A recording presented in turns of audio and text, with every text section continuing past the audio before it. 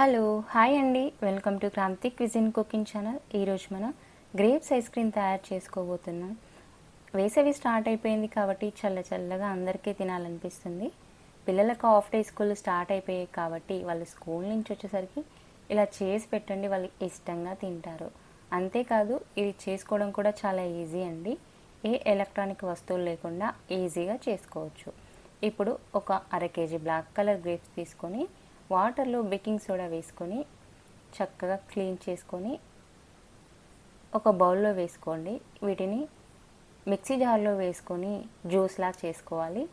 ఇలా చూపించిన విధంగా జ్యూస్ చేసుకోండి. ఇప్పుడు స్టవ్ పై ఒక కడాయి పెట్టేసుకొని మనం చేసుకున్న గ్రేప్స్ జ్యూస్ని వేసుకొని అలాగే 1 టీ స్పూన్ పంచదార వేసుకొని గ్యాస్ని లో మీడియం ఫ్లేమ్లో పెట్టేసుకొని ఈ గ్రేప్స్ జ్యూస్ అనేది నెమ్మదిగా దగ్గర పడి ఇలా జామ్ లాగా తయారయ్యేంత వరకు మనం ఉడికించుకుంటే సరిపోతుంది. చూసారు కదా, ఇలా వస్తే సరిపోతుందండి. దీన్ని ఒక బౌల్లో వేసుకుందాం. కలర్ఫుల్గా చక్కగా వచ్చింది కదా. ఇప్పుడు ఈ బౌల్ని పక్కన పెట్టేసుకుందాం. ఇది అమూల్ విప్పింగ్ క్రీమ్ అండి. సూపర్ మార్కెట్లో ఈజీగా అవైలబుల్లో ఉంటుంది. ఒక కప్పు విప్పింగ్ క్రీమ్ తీసుకొని 10 నిమిషాల పాటు ఇలా కలుపుతూనే ఉండాలండి.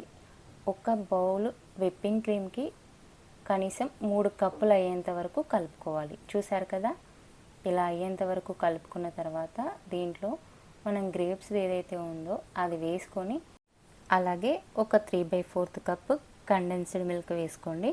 ఒకవేళ ఇది లేకపోతే 3/4 కప్ ఐసింగ్ షుగర్ వేసుకోండి. ఇప్పుడు ఇవన్నీ చక్కగా కలిసేంత వరకు 1 నిమిషం పాటు కలుపుకుంటే సరిపోతుందండి. నెమ్మదిగా కలర్ అనేది చేంజ్ అవ్వడం స్టార్ట్ అవుతుంది. ఇంకో 2 టేబుల్ స్పూన్లు ఈ గ్రేప్స్ జామ్ వేస్తున్నానండి. అలాగే ఇంకా కొంచెం పక్కన పెట్టాను, అది పైనుంచి లాస్ట్లో వేసుకుందాం. ఇలా చక్కగా కలుపుకున్న తర్వాత ఒక మూత ఉన్న బౌల్ తీసుకుందామండి. ఇప్పుడు దీంట్లో మన ఐస్ క్రీమ్ బ్యాటర్ వేసుకొని మనం పక్కన పెట్టుకున్న గ్రేప్స్ది జామ్ ఏదైతే ఉందో అది పైనుంచి కాస్త ఇలా చూపించిన విధంగా వేసుకోండి. అలాగే ఒక టూత్ పిక్ పెట్టుకొని ఇలా డిజైన్ వచ్చేలాగా అటు ఇటు అనుకోండి.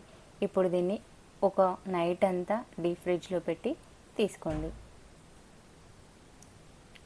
చూసారు కదా, నైట్ అంతా ఫ్రిడ్జ్లో పెట్టిన తర్వాత ఎంత కలర్ఫుల్గా ఉందో.